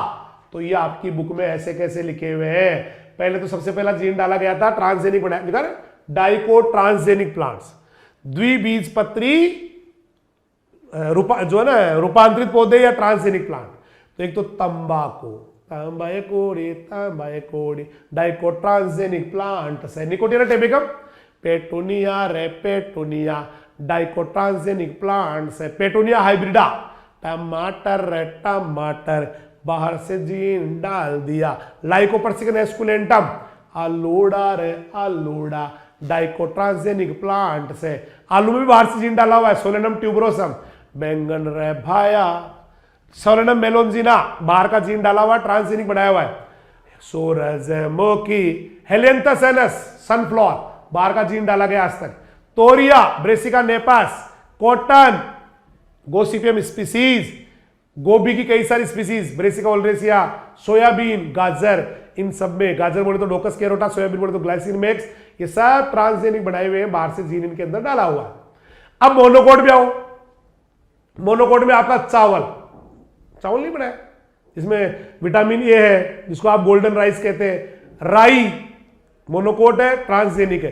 गेहूं, मक्का, ट्रिटिकम एस्टिवम, जियामेट, जई है ना, एविना सेटाइवा, सब ट्रांसजेनिक है। अब लेते हैं ट्रांसजेनिक एनिमल्स, ट्रांसजेनिक एनिमल्स। सबसे पहला है मानव परखनली शिशु, test tube baby, test tube baby, ये ट्रांसजेनिक एनिमल है। इसमें क्या करते हैं, पहले तो बाहर की साइड फर्टिलाइजेशन करा देते हैं, अंदर नहीं, फेलोपियन ट्यूब में नहीं, है ना, नेचुरल होता वहां पर नहीं, है ना, कहीं भी कोई भी परखनली वगैरह में टेस्ट ट्यूब में करवाते हैं, बाद में उस एम्ब्रियो को किसी के यूट्रस में, किसी फीमेल के यूट्रस में डाल देते हैं, उसके गर्भ में डाल देते हैं, है ना, या गर्भाशय में डाल देते हैं यूट्रस में, और वो बच्चा जन्म लेता है। तो फर्टिलाइजेशन कहाँ हुआ, लेकिन बाहर टेस्ट ट्यूब में या किसी बर्तन में हो गया, टेस्ट ट्यूब को मतलब किसी भी चीज में हो गया। तो ये भी एक ट्रांसजेनिक एनिमल है। इसके अलावा हमने बहुत सारे एनिमल जो है ना बताया, उत्कृष्ट नस्ल के बहुत सारे एनिमल भी इसी से प्राप्त किए हैं, है ना, जैसे सुपर ओव्यूलेशन, है ना, अंडा ज्यादा निकाल के फिर उसको बाहरी निस्सन करवाया, फिर उसको किसी और गाय में डाल दिया या भैंस में डाल दिया, भैंस का तो भैंस में डाल दिया, तो ये भी इससे किया गया। एनिमल्स भी बनाए गए कई सारे, जैसे सुपर ओव्यूलेशन कराया, लिखा नहीं देखो सारी सर। सुपर ओव्यूलेशन क्या होता है, बहुत ज्यादा अंडे निकाल लेना, और अंडों को निकाल पढ़ाया ना, उसमें एनिमल हस्बेंड्री में आता है कि आप नेचुरली करोगे तो 12 से 18 महीने में एक ही बच्चा आएगा, लेकिन अगर आप अंडे लेके और उसको फ्यूज करके किसी भी दूसरे एनिमल में डाल के, गायों में डाल के, हाँ, आप बहुत सारे बच्चे 12 से 18 महीने में तो 25 बच्चे पैदा कर सकते हैं एक ही गाय के ओवा से। तो सुपर ओव्यूलेशन, बहुत सारे अंडे निकालते हैं, फिर उनको फर्टिलाइजेशन करते हैं, फिर एम्ब्रियो को और स्प्लिट कर देते हैं, स्प्लिट का मतलब काट देते, टुकड़े कर देते हैं एम्ब्रियो के, और हर टुकड़े को अलग अलग एनिमल में ट्रांसफर कर देते हैं, और बहुत सारे बच्चे जन्म ले लेते। एक का अंडाणु है लेकिन उसी के बहुत सारे बच्चे पैदा हो गए। अब है सीडीएनए लाइब्रेरी। पहले तो सीडीएनए क्या होता है, आरएनए ने बनाया डीएनए, कहलाया सीडीएनए, आरएनए ने बनाया डीएनए, कहलाया सीडीएनए, आरएनए ने बनाया डीएनए। ट्रांसक्रिप्शन से बढ़ता है, ट्रांसक्रिप्शन से बढ़ता है भाई सीडीएनए, तो इसका नाम ही क्या है, सीडीएनए लाइब्रेरी। जैसे किताबों की लाइब्रेरी वहां किताबें होती है, और कोई इंस्ट्रूमेंट की लाइब्रेरी वहां इंस्ट्रूमेंट होते हैं। तो सीडीएनए लाइब्रेरी में क्या होगा, सीडीएनए लाइब्रेरी में एक तो सीडीएनए होगा, एक तो सीडीएनए होगा, इसके अलावा बैक्टीरिया होंगे वहां उस लाइब्रेरी के अंदर, इसके अलावा मॉडिफाइड बैक्टीरियोफेज होंगे, व्हाट बैक्टीरियोफेज, वायरस, उसके अलावा कई सारे जो है ना लाइसेट्स होंगे, काटने वाले एंजाइम, है ना, ये सारे पाए जाएंगे, और साथ ही वो पार्ट भी होंगे जिनसे एमआरएनए ले सकते हैं, प्लांट का ऐसा पार्ट, क्योंकि सीडीएनए बनाने के लिए क्या चाहिए, एमआरएनए, एमआरएनए का ट्रांसक्रिप्शन कराओ सीडीएनए बन जाएगा। तो एमआरएनए प्राप्त किए जा सके ऐसे पार्ट भी होंगे, और इस एमआरएनए से बाद में सीडीएनए ले लेते हैं। तो एक सीडीएनए लाइब्रेरी को देखा तो ऐसा लगा उसमें सीडीएनए था, उसमें सीडीएनए था, उसमें बैक्टीरिया था, उसमें ट्रांसफॉर्मड बैक्टीरियोफेज, उसमें लाइसेट्स भी थे, तोड़ने वाले एंजाइम भी थे, और अब बहुत सारी दूसरी चीजें थी जिनसे आरएनए लिया जा सकता है और बाद में सीडीएनए बनाया जा सकता। ये सारी चीजें हो सकती है ना सीडीएनए लाइब्रेरी में। हालांकि एक लाइन देखो ऊपर वाली रह रही है ये वाला कि सीडीएनए कैसे बनाते हैं, आरएनए का जो टेम्पलेट है रज्जु, उस पर एक एंजाइम काम में लेते हैं, रिवर्स ट्रांसक्रिप्टेज। रिवर्स ट्रांसक्रिप्टेज को आरएनए डिपेंडेंट डीएनए पॉलीमरेज भी कहते हैं, या डीएनए पॉलीमरेज भी कहते हैं। सर 10 मिनट है ना। आरएनए की जो आरएनए में जैसे आरएनए है, इस पर एक एंजाइम लगाया, ट्रांसक्रिप्टेज कह दो उसको, डीएनए पॉलीमरेज कह दो, या आरएनए डिपेंडेंट, अभी कहा था पहले दूसरा बढ़ता है, वो एंजाइम लिया और डीएनए बना दिया, बस वही सीडीएनए कहलाता है। तो कॉम्प्लीमेंट्री डीएनए या सीडीएनए तो क्या होता है, आरएनए की टेम्पलेट पे रिवर्स ट्रांसक्रिप्टेज एंजाइम। अब रिवर्स ट्रांसक्रिप्टेज कई नाम है इसके, RNA dependent DNA polymerase, DNA dependent है ना, डीएनए पॉलीमरेज एंजाइम, इससे डीएनए बना लेते हैं और इस डीएनए को कहते हैं सी डीएनए या कॉम्प्लीमेंट्री डीएनए या पूरक डीएनए। फिर लाइब्रेरी क्या होती है मैंने बता ही दिया। लाइब्रेरी में क्या क्या होते हैं, लाइब्रेरी में सी डीएनए, लाइब्रेरी में बैक्टीरिया, लाइब्रेरी में ट्रांसफॉर्म्ड बैक्टीरियोफेज, लाइब्रेरी में लाइसेट्स भी, या फिर एमआरएनए निकल जाए ऐसे पार्ट भी होते हैं, है ना। और ये सी डीएनए प्लाज्मिड या फेज वेक्टर में होते। बढ़ाते कैसे, बढ़ाते कैसे, कैसे बनाते आता है आपको? सबसे पहले तो क्या करेंगे बताओ, दे कैसे बनाएंगे, डीएनए कैसे बनाते हैं। इसमें सबसे पहले तो आप क्या करेंगे, सबसे पहले तो एमआरएनए लेंगे। एमआरएनए पता कहां मिलेगा, जहां प्रोटीन ज्यादा बनती है, क्योंकि एमआरएनए का काम ही क्या है, डीएनए एमआरएनए को बढ़ाता है और एमआरएनए प्रोटीन संश्लेषण की सूचना लेकर राइबोसोम के पास जाता है। तो सबसे पहले तो देखो, सबसे पहले तो क्रियाशील प्रोटीन बनाने वाले उत्तक, जहां प्रोटीन बढ़ती रहती है वहां एमआरएनए ज्यादा मिलता है, उससे एमआरएनए को अलग कर लेंगे। तो पहली बार एमआरएनए ले लिया, कहां से, जहां प्रोटीन ज्यादा बनती है, क्योंकि एमआरएनए का काम है प्रोटीन बनाने में भाग लेना, मतलब डीएनए इसको बनाता है, फिर राइबोसोम को सूचना देता है कि ये प्रोटीन बनवानी है, ये सीक्वेंस रखनी है अमीनो एसिड की।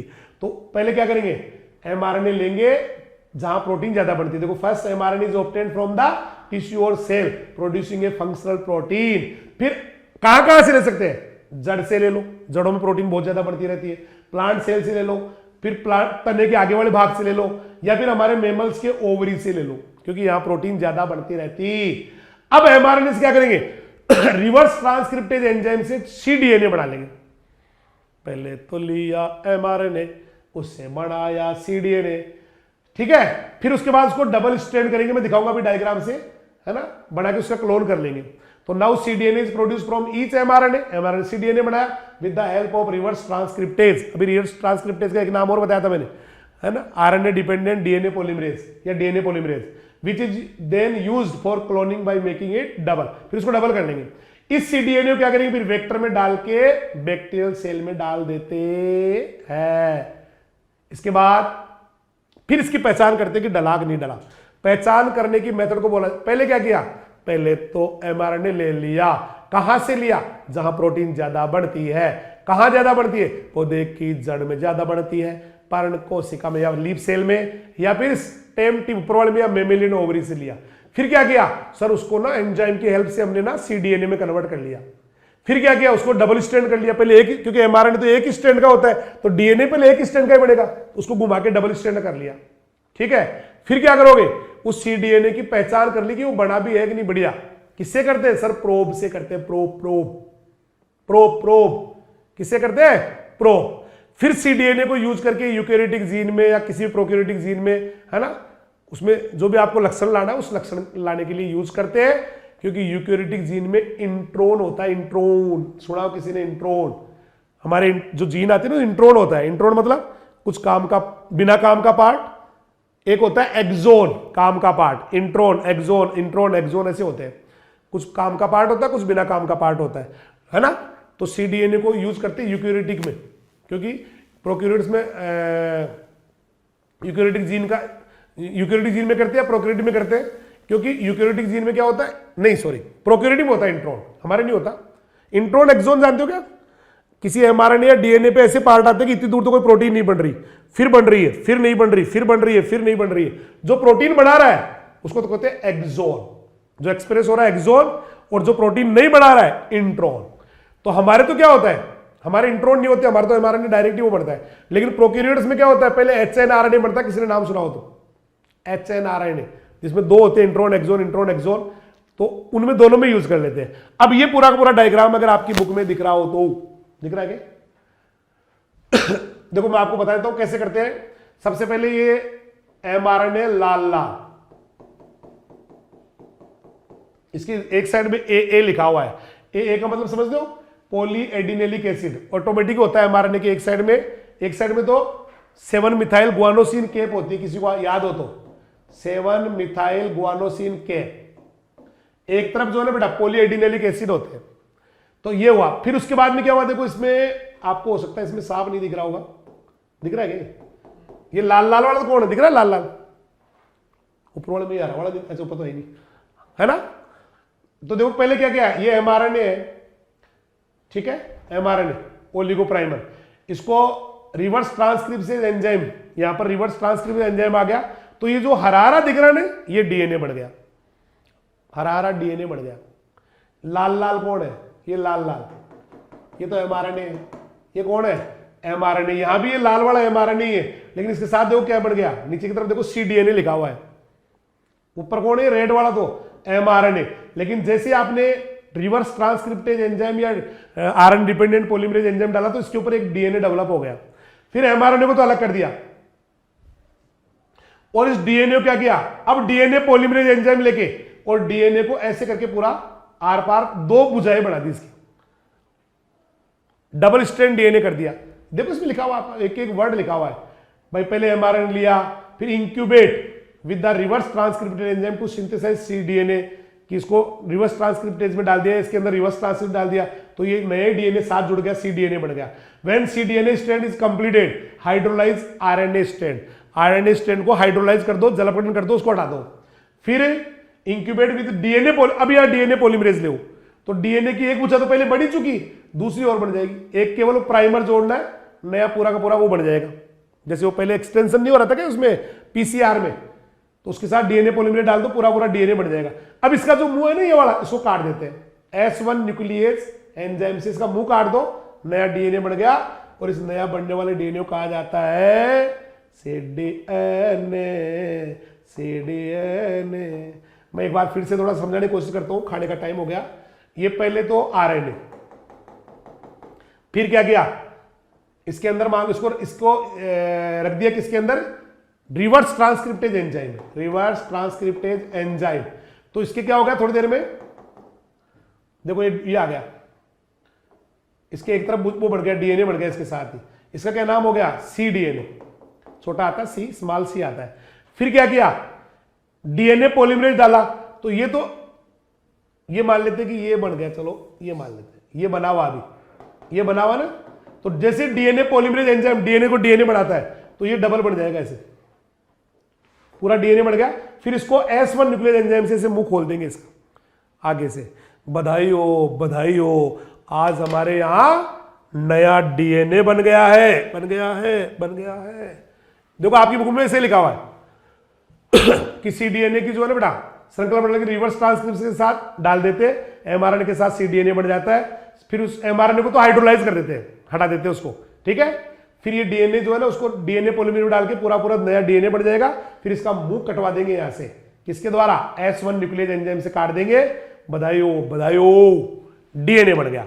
तो अब केवल जो है ना बेटा इसका महत्व क्या है, ये रहा है बहुत इजी वाला पार्ट। फिर उसके बाद टिश्यू कल्चर रह गई। अब ये मान लो लगभग ये फाइनल स्टेज पे है, तो मिलते हैं थोड़ी देर में। तब तक के लिए सभी को नमस्कार, जय हिंद, जय राजधानी, सत श्री अकाल, सब्बा खेर, वाहे गुरु दी फतेह, खुदा हाफिज, अल्लाह हाफिज, राम राम।